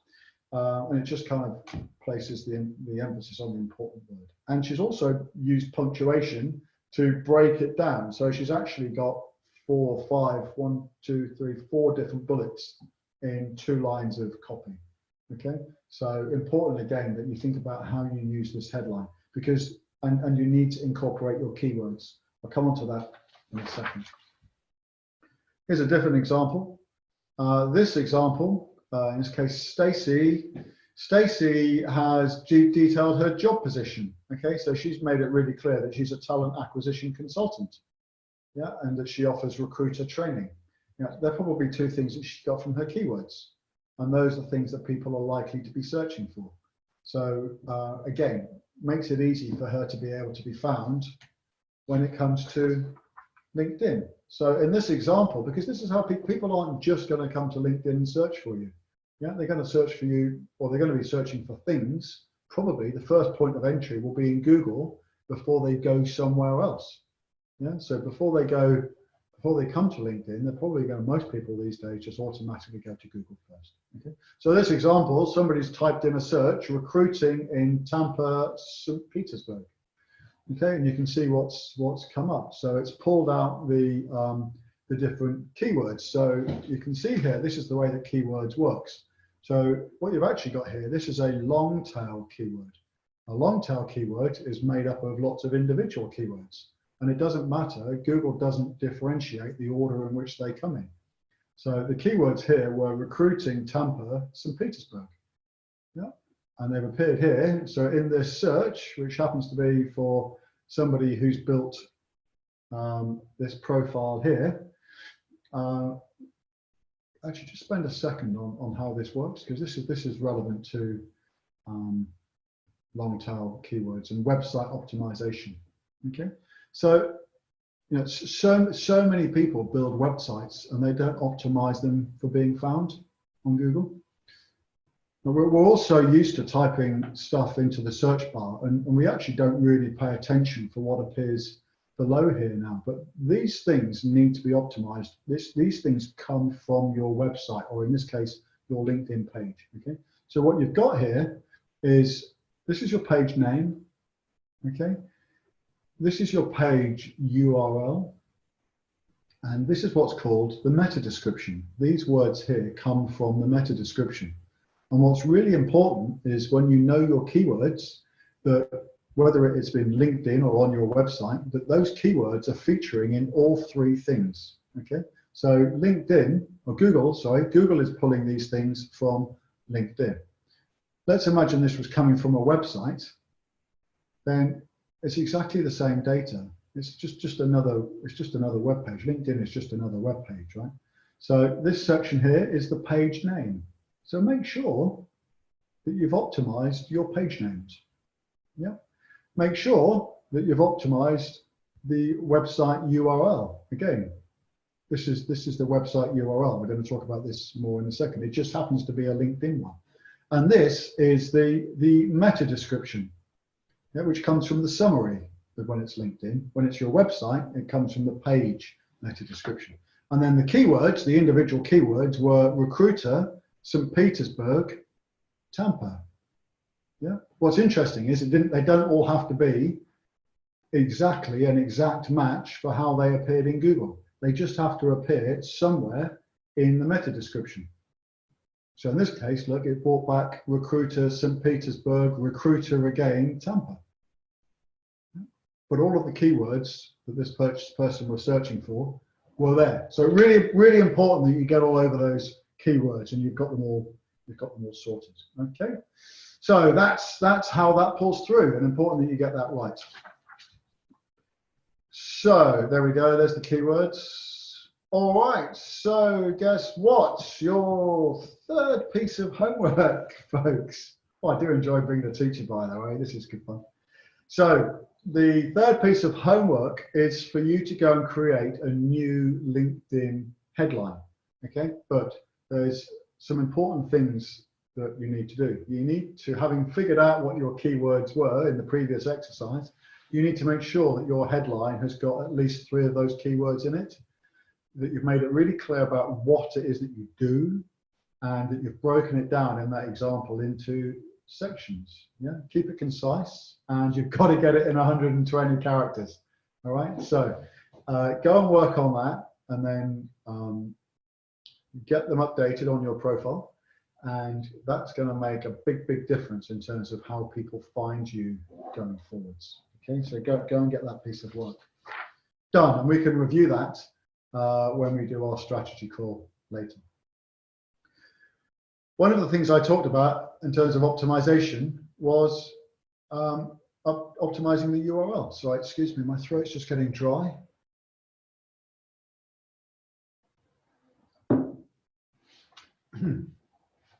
Apologies. So one of the things that you can do in LinkedIn is optimize your URL. Yeah. So many times when you search in Google, how many times have you seen a URL that just says www and then it's got something.com / and then it's just a whole load of numbers and symbols. Yeah, that's because that's the randomly generated URL that appears when you don't take the time to personalize the page name. Yeah, so in LinkedIn, it's exactly the same. If you don't take the time to personalize it, you'll just have a whole bunch of randomly generated numbers and symbols that will appear. So important that you take the time to create your personal URL, and you can do that in LinkedIn. Okay, so again, optimize the URL for the keywords. Okay, like the example that I showed you, the recruiter, Tampa, St. Petersburg, right? Optimize your company branding. Mention your company name in the URL. Why not? And mention your name. You may even mention the location. Yeah. So mine is linkedin.com / Mark Dilks / action coach, Milton Keynes, Bedford, Northampton. Yeah. Because it's got all the components in to help people, because that's what everybody's likely to be searching for. Okay. So make sure that you do the same. And this is where you can do that. So, so it's under contact and personal information. In this case, this is Dave Lakin. He's an executive coach. And you can see that his profile in the red box there has been optimized for business coach Huntsville. Yeah, as I said, 80–90% of search is local. Yeah. So the key words are going to be something like probably business Huntsville or business coach or coach Huntsville. Are the three variations, right? So make sure that your URL is optimized for those three things: the location, the service, and what it is that you do. Really, really important. The next thing, this isn't the last slide. It's not called summary because it's the last page. It's because that's what we're referring to on your profile, right? The next thing is to make sure that you've got a really good summary written about you on your profile, okay? So, this is a really important conversion tool. If somebody's got to the point where they've got past your headline, they've got past your banner image, they've got past your profile, and they want to know more about you, this is where you have the opportunity. I think it's something like 5,000 characters or something like that. So you can write quite a lot of information about yourself and what it is, the services that you provide and how you work and your background, right? So make sure that you're, again, using all the keywords in here and walk in your audience's shoes. What is it that your audience are going to want to see and hear? So, or address them as though you're talking to them directly. Talk about what you will be looking for, what you will experience. When you work with us, you will. Yeah, things like that. So walk in your audience's shoes. Make it compelling. Put some photography in there. Put some video in there. Make it attractive. Yeah, make it manageable. But really important that you have a really good summary on your page as well. Okay. And you can include video. You can include video in your summary as well. So if you've got video, if it's either running on LinkedIn or it's up on YouTube, put the links to your videos. If it's a video showcase or a testimonial or something like that, put that in your summary. Yeah, because this is a great opportunity if people are looking at your summary to find out more about you before they go through to your website or before they pick up the phone. Yeah, treat it a bit like a brochure. A great opportunity for people to get more information. So really good to use your summary. All right, so guys, before we go any further, take out your phones, go to your LinkedIn app or go to your LinkedIn account, however you do it. Now is the time for us to connect, please. So some of us will already be connected, but please, folks, could you go to your LinkedIn account and go to the search bar in the top left-hand corner and type in the search bar, or go to people or network, I think it is, and type in Mark Dilks. Yeah, go and find me. Waiting for my phone to start pinging now. Go and find me and let's get connected. That's me, that's my profile. And looking forward to getting connected with all of you. That'll be really good. Why would you want to do that right now? Because in addition to doing things like these webinars, I'm pushing out an absolute ton of content, so which you may find really, really useful. So just trying to be really abundant right now. You can see some of the stuff that we're doing over here on the right hand side. So offering people help with building 90-day plans, thinking about how we're going to come out. Mark, look, there's your testimonial. Sorry, Mark, about the company name. I can't make that work, by the way. For some reason, I can't change it in YouTube. But guys, go and find me on LinkedIn, please, and then connect with me. Yeah, that's going to come in. I need you to do this now because we're going to do an exercise later. All right, so if we're not connected already, can we get connected now? And then that'll be useful in a minute. All right, so let's make sure that we're all connected. Okay, are you all doing that?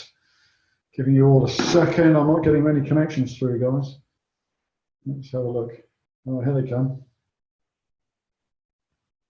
Ah. Thank you, Mark. So, right, I started to get some connections through. Send me some more, guys. Let's all get connected. And then that's going to be useful when we do the exercise in a minute. Thank you. Thank you, Oswin. Isabel, thank you. Folks, get yourself connected. You're going to need this in a minute, okay? Go and find your LinkedIn account, search for me, send me an invitation, and we'll get connected. All right?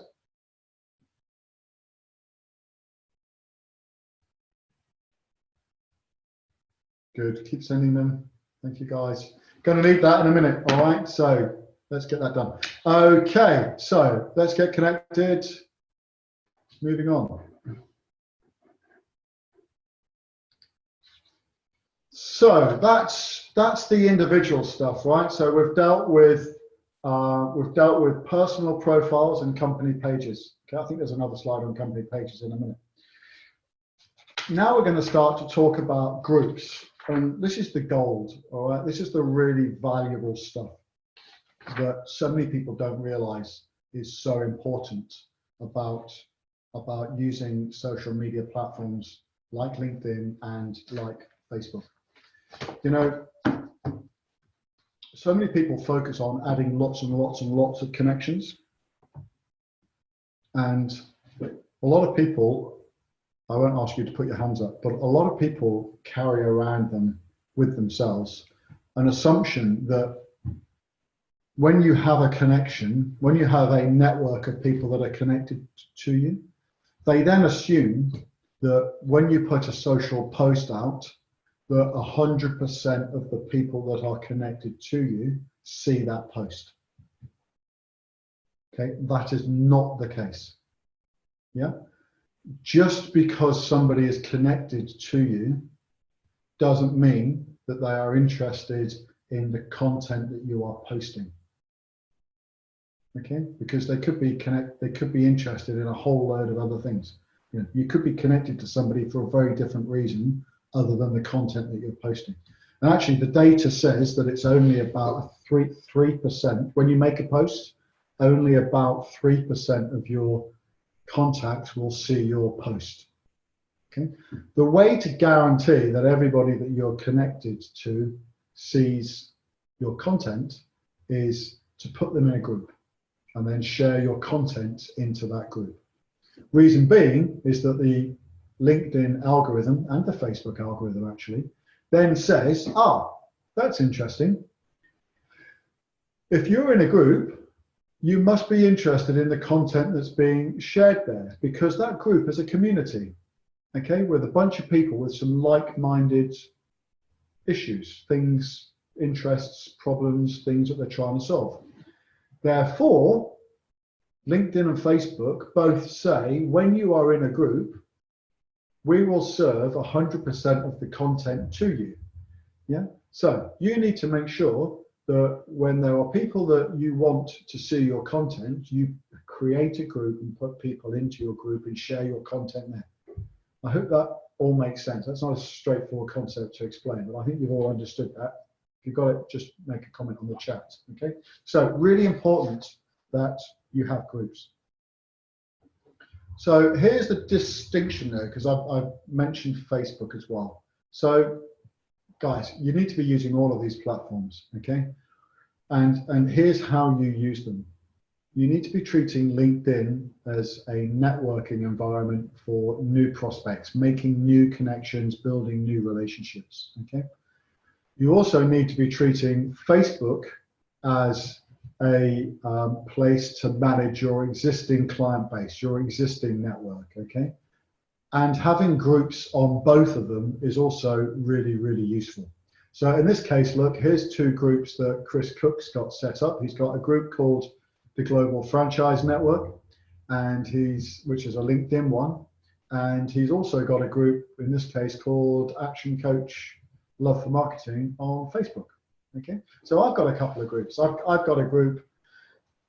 So the important thing is when you're putting people into the group, they are there for a common interest. So my LinkedIn group is nothing to do with my branding at all. The common interest is it's all about business growth. Okay, so my LinkedIn growth is called the Business Growth Network. Yeah, or the Business Growth Workshop, actually. So if you want to go and get some of my stuff around business growth, one of the places that you can go and do that is in the Business Growth Workshop. So that's where I'm putting, whenever I connect with people, generally I'll then invite them to come and join my LinkedIn group.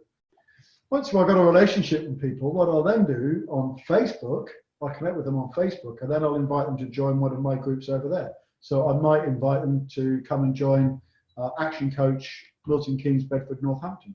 Or I might invite them to join Love for Marketing Milton Keynes, Bedford, Northampton. Yeah, so very, very different. The LinkedIn strategy is about making new connections, 20, 30, 40, 50 new people a day. And then I put them into my business growth workshop LinkedIn group, okay? Because that's my prospecting environment. That's where I'm showing my knowledge, my competence, and doing that thought leadership strategy stuff, okay, where people start to build trust. Over on the Facebook side, the trust is established because they're generally their existing clients, the people that are in my groups over there. Yeah, and they're looking for a slightly different type of activity. So that's how you use the two platforms side by side. Okay. So you need to be thinking when you're building your groups, you need to be thinking about how you're building online communities. Okay. So this term communities of practice, people where environments where people have common needs, interests. So think about curating a common interest group. It's a community that you're creating, okay? So it doesn't have to be company focused, and it's not about promoting your brand or your product. Yeah, it's a discussion environment on LinkedIn where you are sharing your thought leadership around that specific area of common interest.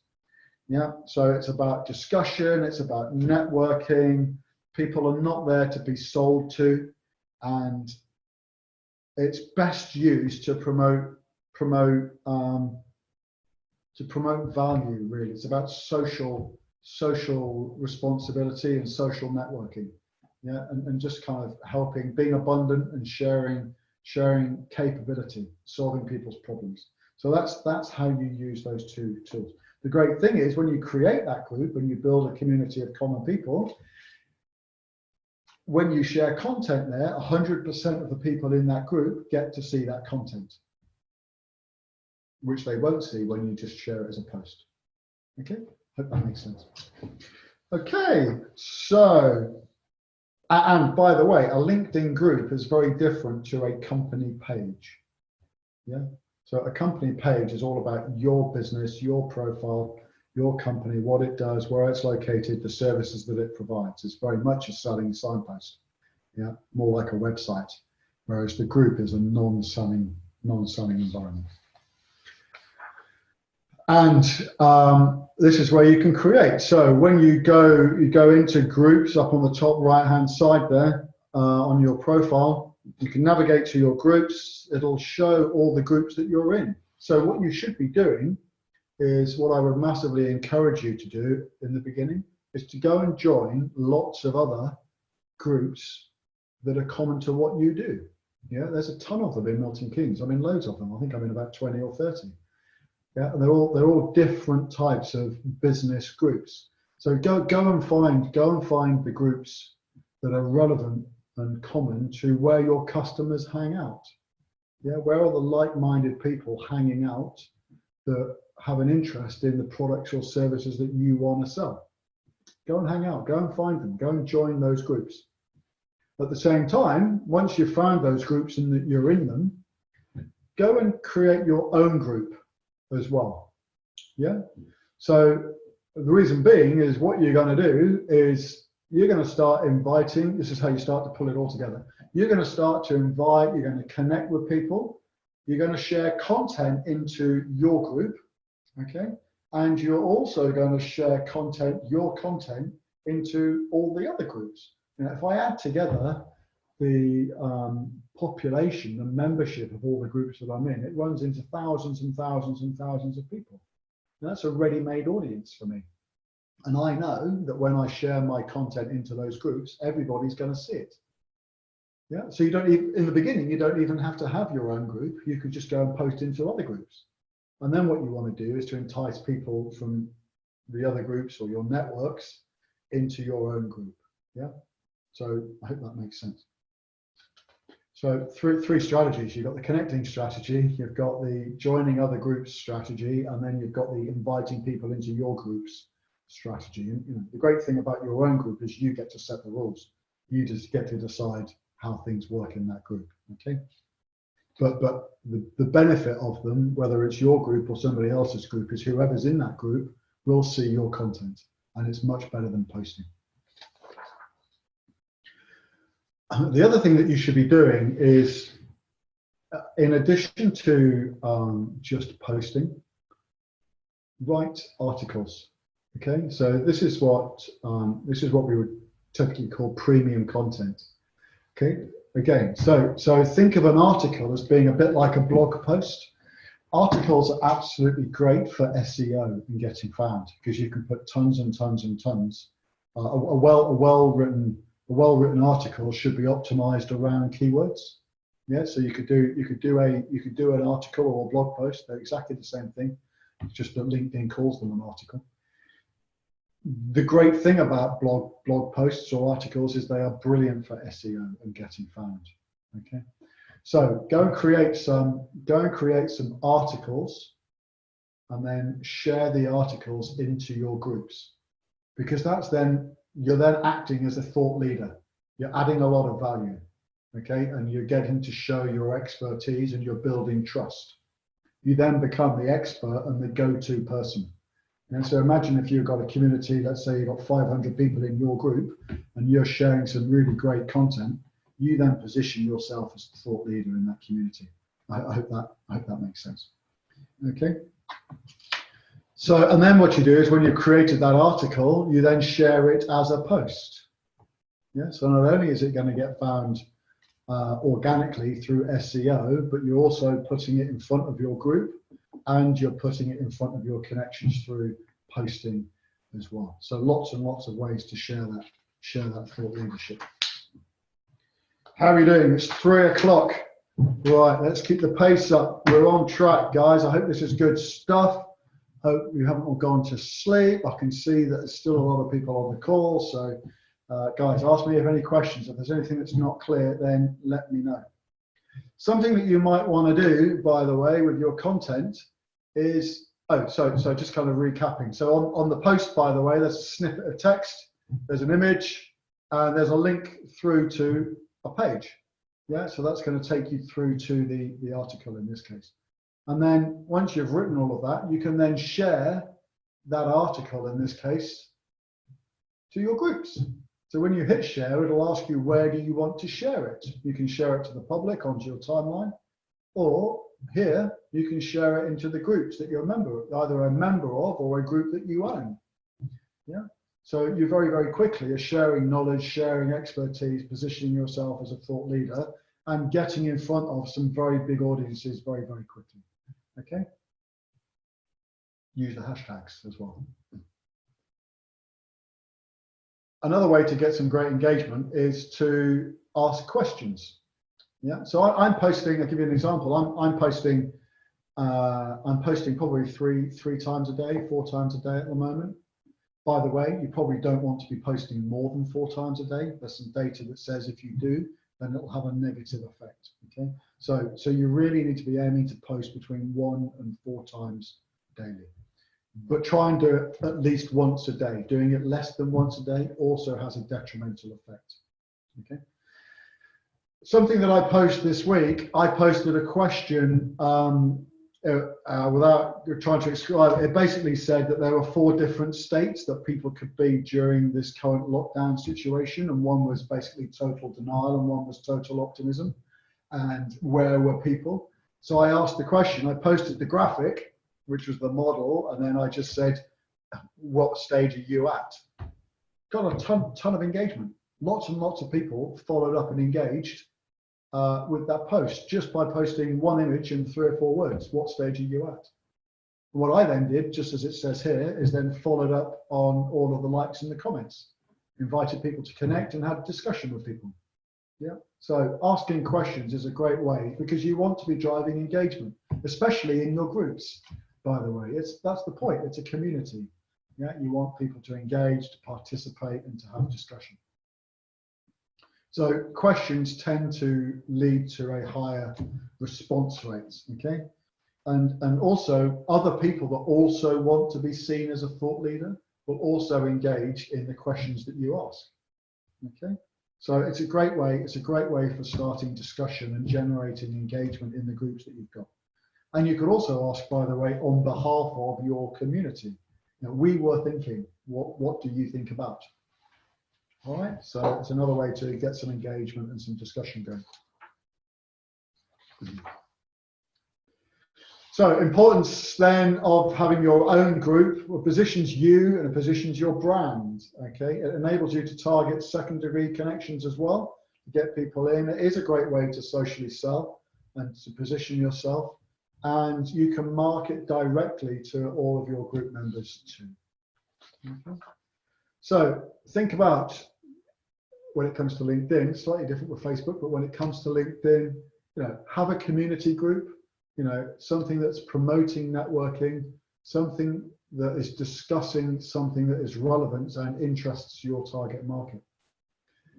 Don't have something that's branded, don't have something that promotes advertising, and don't have something that's focused specifically on you and what you want to achieve and your self-serving goals. Because people don't want to come and talk and discuss. They won't engage. They won't stay in your group.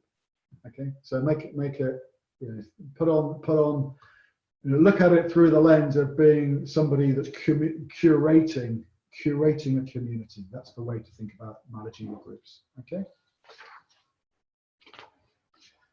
When you create your group, you need to set some rules, and the way to do those is by having a welcoming page or a welcoming message. So here's an example, and it's just kind of when you actually, it looks like a bunch of words, but actually it's kind of each of the paragraphs that are in here are specifically positioned to set the rules about how this is going to work.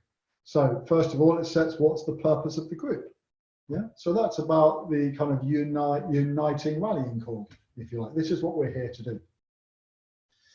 And then it is inviting people to introduce others, yeah, because we know that first-degree connections have probably got second-degree connections that are already also interested. So let's get our first-degree connections to do that hard work for us. And then it introduces the reason why you are creating this group. That people aren't daft. People know that there's a commercial context that sits behind it. In this case, Chris did it because it's around his business, but it's the only time that he mentions his company. Yeah, the rest of it is all about social selling and so on.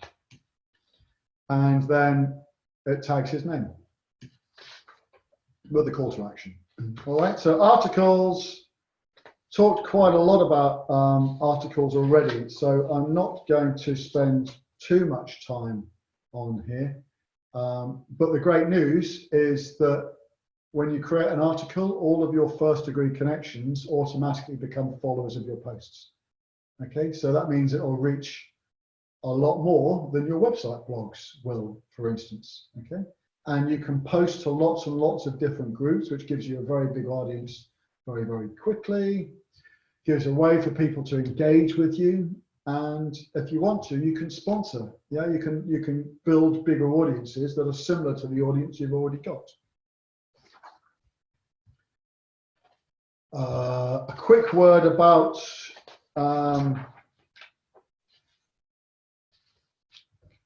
give me a second. Quick word about company pages. Just one slide on company pages. So your company pages, so you're going to end up with three things. You're going to have a personal profile, you're going to end up with a company page, which is a showcase for your business. Okay, so it is company facing and it's brand oriented and it talks to your key stakeholders, so your customers and so on. And it's where you do your direct brand related communication. Okay. And it's also the place from which you run LinkedIn advertising. I'm not going to cover LinkedIn advertising here today, just because we just don't have time to do it all. But it's covered in the training that you'll get separately. Okay. But this is the place where you'll do your LinkedIn training from. So you've got your personal profile, your company page, and then your group. And your group being your community of practice. So the fourth piece of homework that you are going to do, that I'm going to get you to do, is to go and do a profile health check. Okay, so I'm not going to go through the detail of that now, but there's a scoring mechanism which enables you to go and assess where your LinkedIn profile is right now, and then it'll help you to focus on the stuff that you need to do to improve it and get it to where you want it to be. All right, so that's the fourth task that's in the workbook that you'll get very shortly. So let's start to bring this to a close now. So that covers all of the specific stuff about LinkedIn, but now there's some extra important stuff for you. So as I said, one of the free gifts that you'll get is the website health check. Okay, and look, it's really important that before anything else, that your website is performing really, really well. And only about 2% of the websites that we assess pass the health check. So make sure that you take advantage of having this free audit done for you by giving us your web URL.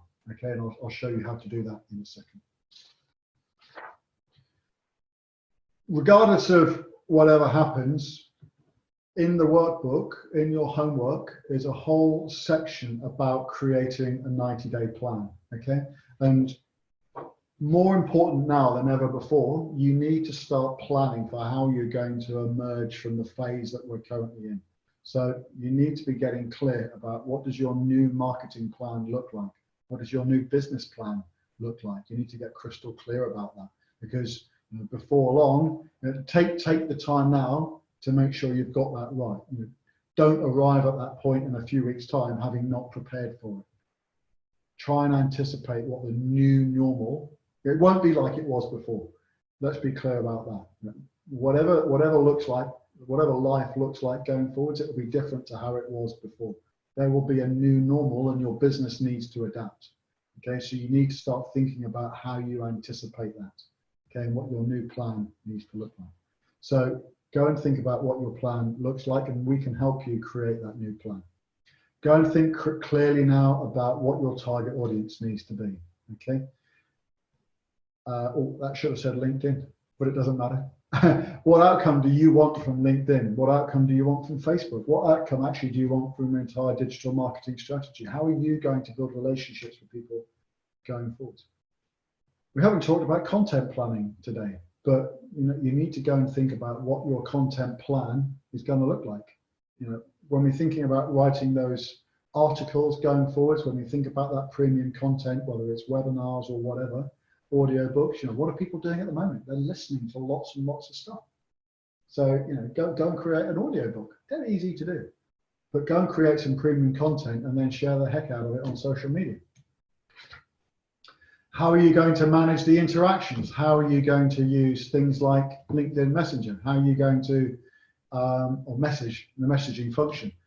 How are you going to build an offline mailing list? How are you doing all of that? What CRM tools are you using? How are you getting contact data for that? How are you looking at analytics? You need to build a plan. And that's one of the pieces of homework as well. And there'll be some goals in there for you to do. But at the end of the day, nobody cares about your business more than you do, right? So ultimately, you're responsible for owning the strategy. So just to kind of a few words very quickly about stepping out of social and stepping out of LinkedIn specifically right now. What does your digital roadmap need to look like going forwards? First base is always to have a robust website. Yeah, a robust website that people can engage with, that's got up-to-date content, that's also secure, yeah, and is regularly maintained. Once you've built a great website that's relevant, then make sure that people can find it. So understand your keywords, and then go and optimize your website so that people can get there through search engines. Once you've done that, you need to artificially stimulate some traffic, because Google will send people to, if you've got two websites competing and one's got a higher level of traffic, Google will send, if they're competing on the same keywords, Google will send traffic to the one that's got the most traffic. So you need to artificially stimulate traffic to compete with that. And the way to do that is by Google advertising. Okay, so go and get some artificial traffic going for you so that you start to get on page one for the rankings. Then you might want to think about running some Facebook advertising. Okay, that's another, there's 2.6 billion people on Facebook. It's a massive audience. There's 600 million on LinkedIn. 2.6 billion people on Facebook. Don't think that Facebook is just for business to consumer or actually just for personal communication. If you saw the session last week, there's a whole following around how you build your business through Facebook. 50% of the people that we run, or the people that come to the seminars, when we do them with NatWest, 50% come from Facebook. Yeah. So, and absolutely, that's all about B2B. So it's not just about doing LinkedIn or any of these things in isolation. You need to have multiple strategies all working for you at the same time. Once you've got that all working, then you need to do what we're doing today, which is to get your social accounts up and running.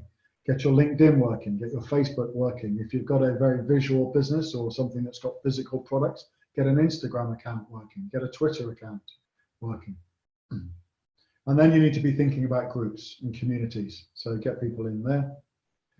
And then you need to be taking people from an online conversation to an offline, right? So what's the call to action? What's the mechanism you're going to have in terms of how you take people from having a digital conversation or broadcast communication to something that's more one-to-one? And I'm not talking about in person. It could be a Zoom or something like this, or a telephone call. But you need to go down to eventually, there's still a role for email.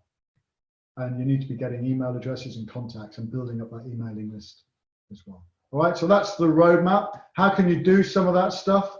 You can do it through the digital marketing apprenticeship. Some of you may or may not have heard of that. What is it? It's a qualification certified by or underwritten by the government. The government knows that we need to increase our digital marketing competency.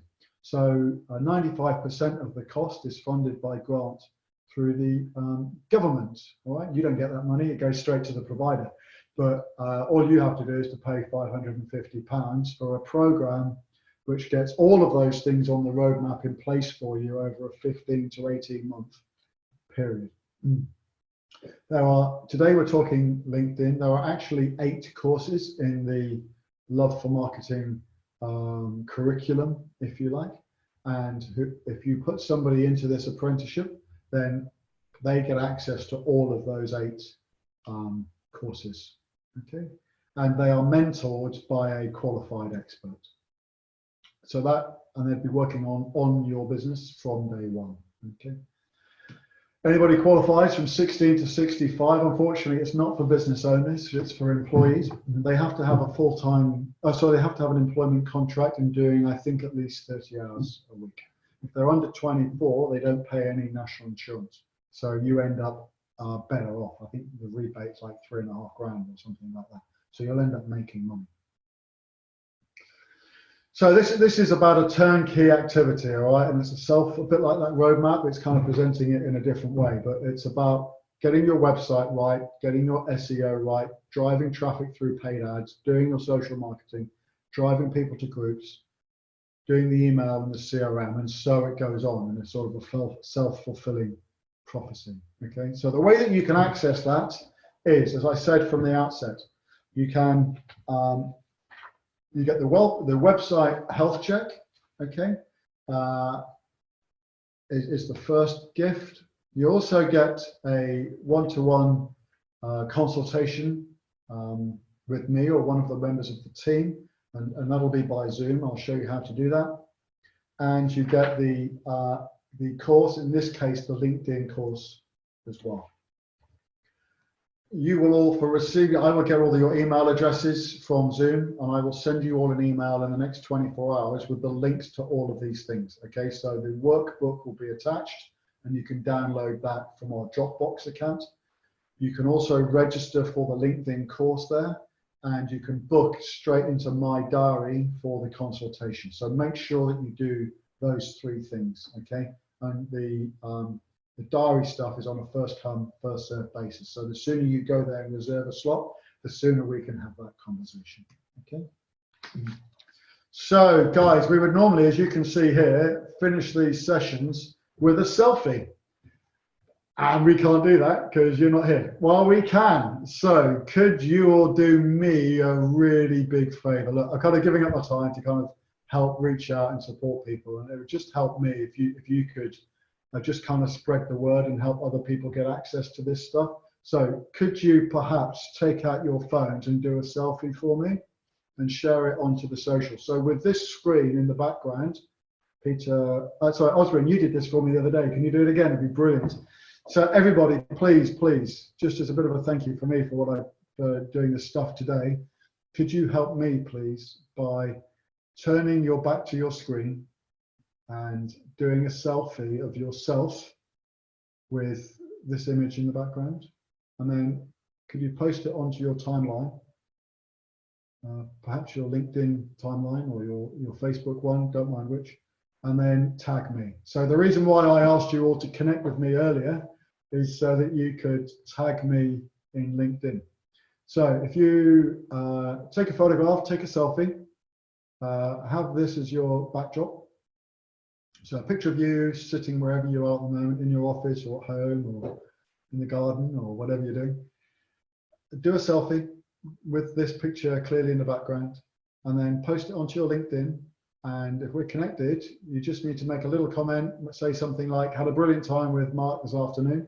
And then just to tag me, just type in to the post, if we're already connected, at Mark Dilks. So put the at symbol, Mark Dilks, and then it will tag me as well. Okay, which means I'll then be able to see that you've done that. That'll be really great. I'd massively appreciate it. What would also be really cool is when you're doing your LinkedIn training, if you could do another post. It'd be great to get a selfie of you doing a training. I'd love to see that. So, but let's get this one done now. That'll be absolutely brilliant. Thank you so much.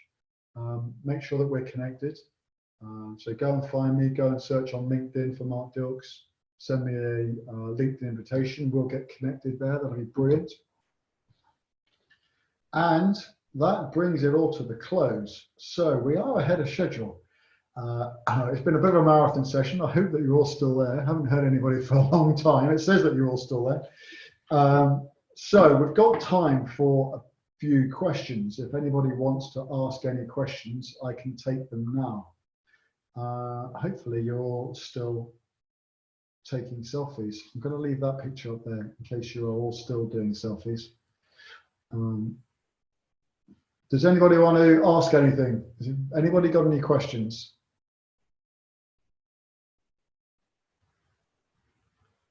Anybody want to ask me any questions? Anything that you want to say? Is anything not clear?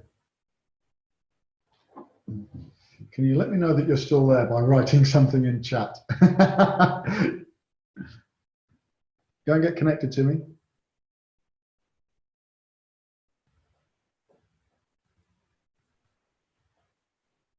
Tim says you haven't seen the downloads contacts function. I can talk you through that, Tim. We can do that. I think we've got a call next week.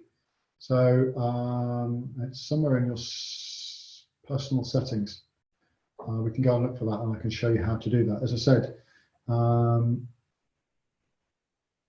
good. Okay. Yeah. So as I said, a lot of people now, you used to be able to freely download all of the contact data. But LinkedIn opted a lot of people out of that. Well, they'd opted everybody out of it, and you have to actively opt back in, but they didn't tell anybody they'd done that. So, Satish, is there any merit in reposting LinkedIn articles considering they should have been seen by contacts before? Yeah, absolutely, because you may have new contacts, Satish. Yeah, so Satish has been very, very active. Satish has his own LinkedIn group, and he's done a lot of blogging in the past. Absolutely, Satish, take all of that content. You know, half of the art of this, I'll take a step back. A lot of people get buried in constantly thinking that they have to come up with new ideas. Actually, sometimes it's just about repurposing the ideas you've already had before. So, you know, take another angle, repurpose. If you've done a LinkedIn article, then do it as a film. You know, it's very easy to do a Zoom like this, do a Zoom meeting, hold a webinar, and hold a webinar either with an audience like I've done, or have a webinar on your own. Record it, yeah, and then post it up to YouTube and share it in LinkedIn. There's nothing to stop you recording a film, making a slide deck. If you've done an article in the past, make a slide deck about it, and then just reshare the content of that article in a new format, share it as video. and then drive people to your YouTube. No problem. Another thing you could do exactly the same is you could create an audiobook. Yeah. So one of the tools I've used for sharing audio is there's a product. There's lots of them. There's one called SoundCloud. Okay. So SoundCloud is you could take your article, Satish, and you could record it as an audiobook. Yeah, so put a different kind of slightly different narrative on it. Just record it as audio and then post it and share it as an audiobook. Yeah, it's just a different way that people can get the same content. You know, people are doing a lot of listening right now, especially right now. People have got time on their hands. People are doing a lot of listening. So that's a different way to get the same content out. Or just do a webinar, build an audience. How have I got all of you here today? I created a Facebook ad and about 10 days ago, and I created a webinar meeting in Zoom, and from my Facebook ads, I then drove people from the Facebook ad to sign up on Zoom. I also did some email marketing around it as well. So every time I do a webinar, I put the contacts, the people that sign up, into my HubSpot account. So that's another way. And then I post. So I'm using lots of different things to drive people to webinars, for example. So that's another way that you could build an audience.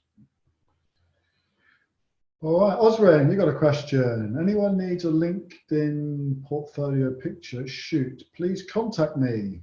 Ah, yes, Osrin, I think you do a bit of photography, is that right? Osrin, by the way, guys, gone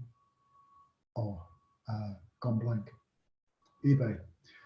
Anybody want help with eBay? Osrin is your man. He used to be a product manager. I hope you don't mind me saying that, Osrin. Osrin is an absolute legend on eBay. So he's also saying, if you need help with personal branding and photography, go and have a look at osrinpeter.com/album/corporate-portfolio. And Isabel says, if anybody wants some droning photography, then her son can help as well. Absolutely, Isabel. Thank you for sharing. I'm sure people can get in contact with you directly as well. So, folks, you might also want to. Isabel shared her contact details. Isabel Dudley at 3starcoaches.com. Okay, so anybody want any droning photography? If you've got premises or something that you want to share, then Isabel can help with that. Okay, just keep the line open for a minute or two. That's okay, Isabel, no problem.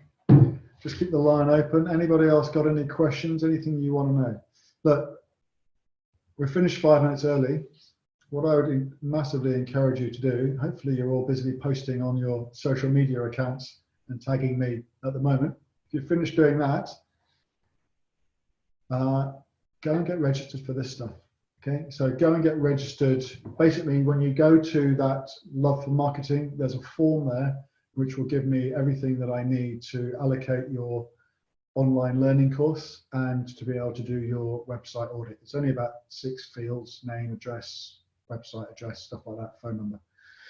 So go and get that done now, and same time, go and book. I'm doing a lot of posting about at the moment to make my diary available, just because I'm trying to reach out to people. So my diary's getting pretty chock-a-block. Basically, I think there's, for the next 2 or 3 weeks, is basically Tuesday afternoons or Thursday afternoons or something. So go and have a look at calendly.com/action coach Milton Keynes and get your consultation booked in there as well. Do that sooner rather than later, because that's getting chock-a-block as well. Apart from that, folks, if that's everything, it's been a pleasure to spend this time with you. Everything will be, you'll get the email in the next 24 hours.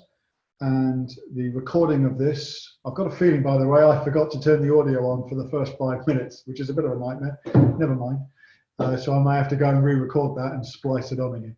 But the recording of this webinar will be up on the YouTube channel, Action Coach Milton Keynes, Bedford, Northampton, hopefully tomorrow. Okay, so if you want to watch it again, you can catch it out. Apart from that, thank you, everybody. If I haven't sent you all to sleep, I'll let you all go now. Been brilliant to see you all, and I'll talk to you all soon.